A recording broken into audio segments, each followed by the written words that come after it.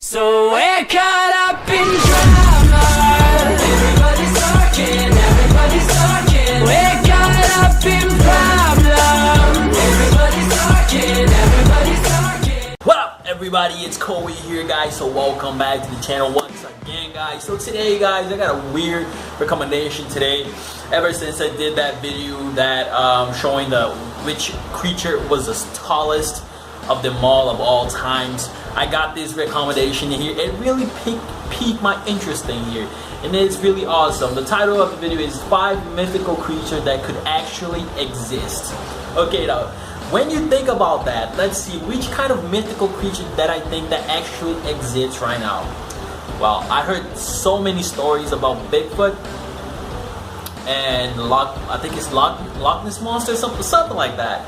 So I bet the top 5 is gonna be one of those right here. It has to be like number 1 is Bigfoot. It has to be. I heard so many documentaries about that, and it's something that really piques my interest in. And today we're gonna be doing the reaction for top 5, and I hope you guys enjoy it. So let's go. Okay, watch top 5. A mythical creature is a made-up creation that usually has supernatural powers and is far superior than any other animal. The talk of them has been around for thousands of years, appearing in stone paintings right up to current TV programs. Now, although by definition a mythical creature is nothing more than folklore with no proof of its existence, what if there was some truth behind a few of these legends? What if there could be some evidence to prove that they are not so mythical after all, but real-life creatures that may have or still roam the planet? Mermaid, man. Here are 5 mythical creatures where that could well be the case. There is no way. As far back as the 12th century, stories of the legendary Kraken, the giant squid-like sea creature that terrorizes passing ships, has been passed around by communities and sailors. The legend is thought to have originated in and around the oceans in Norway, Iceland, and even as far as Greenland, and tells the tale of a huge beast that would hunt whales and attack passing vessels with its massive arms, or circle especially large ships until there was enough maelstrom to drag it down into the ocean, taking everyone on board with it. Like all legends, Kraken has been exaggerated over the years, and it's thought the first tale of a sighting dates back to the year 1180. At that time, the giant squid, like many sea creatures, would not have been recognized by sailors, leading them to tell stories about a man-eating beast lurking in the depths of the sea. But in reality, the Kraken, if the old tales are true, would almost certainly have been some kind of possibly now extinct or undiscovered giant squid. And in 1853, something was found that would fit Kraken's description. A giant cephalopod washed up on a Danish beach, the first time such a beast had been seen and studied up close, and it was a close match to the Kraken tales that had been told for hundreds of years before. After heavy research, there is still much debate about how many species of giant squid there are and exactly how large they can grow. But can they grow to the size of the legendary Kraken, as reported by so many sailors? When you think a sea creature like Megalodon or the Nothosaurus have existed, and the fact the largest squid that we've yet to discover was almost 43 feet or 13 meters in length, then many believe a man-eating squid the size of Kraken is entirely plausible. But there is more to back this up. In 2011, the fossilized bones of marine lizards were found. They had been arranged in such a way that researchers claimed that only a giant Kraken-style octopus or squid could be responsible. Professor Mark McMenamin, an American paleontologist and professor of geology, who has been trying to prove the existence of the Kraken-sized squids, is convinced the strange arrangement of this Shonisaurus vertebrate, a sea reptile that lived 200 million years ago, was not a natural occurrence. And after examining the remains, he believes a much larger animal attacked it. He discovered sucker marks on the bones and a snapped neck, and the collection of several bones in one place is consistent with the way a modern octopus would attract its prey to a lair before killing and eating it. The only difference is that this octopus or squid would have had to have been up to 30 meters long to have been able to kill and eat the giant marine lizard. Pretty interesting stuff when, like I said, the largest squid we have ever found was 13 meters in length. Kraken represents the legendary squid that the sailors would tell tales of, but it seems that the legend could certainly have some truth behind it, and the ocean could well have been or still is home to the giant Kraken squid. Yeah, don't fuck up with the ocean, bro. The mermaid or merman is a mythical creature that is half person and half fish, and although the thought of a human-like creature with a fish tail swimming around the ocean sounds very unlikely, the myth has been going on for literally thousands of years. Yeah, I don't believe it originated in around 1000 BC with the tale of a Syrian goddess who was supposedly turned into a mermaid after being thrown into a lake. And since then, mermaids have become increasingly popular, being used in movies, cartoons, the Starbucks logo, and even being worshipped by some religions. With this, there is no surprise that there have been hundreds of sightings over the years. And although many can be put down to drunken sailors who see human-sized ocean creatures like manatees from a distance and think they are mermaids, there have been a few interesting sightings. Christopher Columbus, the Italian explorer, claimed to have seen mermaids near Haiti in 1493, remarking that in the face they looked like men.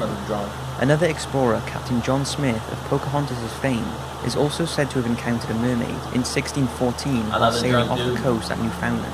He described the creature as having green hair with big eyes, who he found oddly attractive. That was until he apparently realized she was a fish from the waist down. In 1943, during World War II, several mermaids were apparently spotted by Japanese soldiers on the shores of the key islands in Indonesia. The story tells of a Japanese sergeant who went to investigate a dead mermaid and confirmed that it was real. He tried getting scientists to go and study it, but since they did not believe him, nothing more became of it and no mermaid bodies were ever recovered. There is also a story from 1830 that claims a young boy in Scotland spotted a child with a salmon's tail. He was so frightened by it that he threw rocks at the creature and killed it. It's said that villagers buried the creature in a coffin in the local churchyard, but stories like this lose credibility when over the years many hoaxers and showmen have profited from the mermaid legend, asking people to pay to view a real-life mermaid that in reality is just a showwoman dressed up with a fake tail. Even P.T. Barnum, the famous showman, tried cashing in on the public's fascination with mermaids. He displayed what he called Fiji Mermaid and charged people 50 cents to view it. It turned out to be a fake body with the torso, head and limbs of a dead monkey and the bottom half of a fish. In 2012, a TV special called Mermaids: The Body Found presented a fictional documentary-style account of how scientists had found proof of mermaids' existence. The program convinced many viewers that the footage and research they showed was real, and a statement had to be issued by the National Oceanic and Atmospheric Administration denying the existence of mermaids. But just how likely are they to be real? With some of the creatures that exist in the ocean, is a human-looking creature with a fish tail really that far-fetched? What do you think? It seems more people believe in mermaids now than ever before. So do you think they are just made up, or do you think there could be some truth behind it? You probably need to put some kind of a video footage or something for me to believe. Loch Ness is a vast lake in the Scottish Highlands. So vast in fact that it has more water than all the lakes and rivers in England and Wales combined. It's also 800 feet deep in some places and has poor underwater visibility due to high levels of heat in the water. An interesting side note is that at the bottom of the loch there are two radioactive layers of sediment, one of these caused by the 1986 Chernobyl nuclear disaster. Anyway, as you will know, the Loch Ness is most famous for the monster that is thought to live there, and alongside Bigfoot, I would say the Loch Ness monster is one of the most famous unconfirmed creatures out there. The earliest association with the monster in the loch appeared in a manuscript written in the 7th century by Adamnan, in which he tells of a man who was swimming in the lake and was attacked by a water beast. Over the years there have been several other reports of something living in the darkest depths of the water, but it was in 1933 that the monster really caught the imagination of the public. It was when this photograph was taken by Hugh Gray. Then in 1934, London physician Robert Wilson captured the most famous Nessie picture of all time. Despite this photograph being debunked some years later, the fascination of the Loch Ness monster hasn't stopped, and around 1 million people visit the lake each year in search of it, generating an estimated £25 million for the local economy. So is there a monster lurking in the loch, or is there another explanation for some of the sightings? Could they be other sea creatures that are being mistaken for Nessie? A lake sturgeon does match reports of the Loch Ness monster, and some say a giant eel could also be responsible. And despite these usually favouring saltwater, 2 7-foot eels were found washed up on Loch Ness beach. Another theory is that driftwood bobbing to the surface, or illusions caused by the seismic activity underneath the Loch Ness that releases gas bubbles causing a reaction on the water surface, could be mistaken for the monster, but who knows. There is no doubting an animal of Nessie's characteristics could exist. Take the now extinct plesiosaur for instance. So even if the Loch Ness monster doesn't currently exist, history has shown that it's entirely possible. Me a lot. I don't know about you guys. Dragons, come on. They are commonplace all over the world, on flags, signposts, pubs, and are displayed in many different cultures.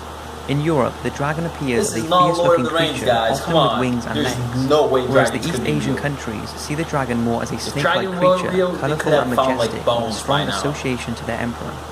The Chinese dragon is in fact the highest-ranking animal in the Chinese hierarchy, and is the only mythical creature to feature in the Chinese calendar. Then there are tales of brave knights battling with ferocious dragons, and even a day called St. George's Day, celebrated throughout the world, named after St. George, a Christian martyr who bravely slayed the dragon.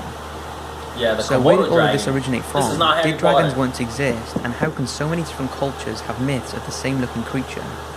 Even the Bible has a reference to a dragon, comparing the devil to one. Yeah. So if not from a religious standpoint, how can you explain the writer of the Bible's mention of the dragon in a book written thousands of years ago? Creation scientists' belief is that humans would have lived amongst dragons, and our contact with them before their extinction has been passed down over the years. Another theory is that dinosaurs are responsible. Perhaps ancient civilizations stumbled across fossils and bones of a few long-extinct dinosaurs and pieced them together, creating a dragon. It's plausible, especially when you find out that there are 2,000-year-old references to dragon bones in Sichuan, China. Maybe people created the image of a dragon that way, and it stuck. Another theory is that dragons were an early relative to current animals like the dragon snake or flying dragon, but went extinct at the time of the dinosaurs. But there's very little information to back this up, so we may never know if dragons did once exist. But there's no denying they will continue to capture the public's imagination, be it children's films, programs like Game of Thrones, or video games. Like one of the best and I for one would be lying ever if I didn't want there to be an undiscovered island populated by them. Yo, if dragon is real, like if more real, it would be Unlike awesome. many mythical creatures, this next one is a fairly modern one. It started in 1995 in Puerto Rico, when 8 perfectly healthy sheep were found dead at a farm. In the months that followed, nearly 1,000 mysterious animal deaths have been reported in the area of Canavanas. It's not Bigfoot? They all reported the dead animals had puncture wounds and all the blood had been drained from their bodies. They had no idea what animal was responsible, but since it seemed to favour killing goats, they called it Chupacabra, Spanish for goat sucker. Before long, the Chupacabra was apparently being spotted and was described as a thick-set creature with long claws, around the size of a small bear, with some saying it had row of spines from its neck to the end of its tail. For 5 years, there were regular reports of the same unusual attack on animals, but now it was not just in Puerto Rico, but also in Mexico, Chile, Nicaragua, Argentina, and Florida. Please, not in Brazil. Many interesting pictures and videos started to surface, but one of the most compelling pieces was by Mrs. Canyon, who lived on a ranch in Texas, that she said was being targeted by the Chupacabra, as many of her chickens were being killed and drained entirely of blood. It was in 2007 when she found an unknown creature on the side of the road, not far from her ranch. She froze its head for research purposes, and it was thought to have been the first real proof of a Chupacabra.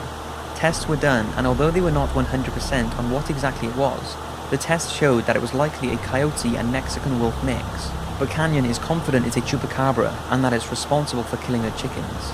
Probably is like a It's clear that something has been killing animals and seemingly draining their blood. So what could it be?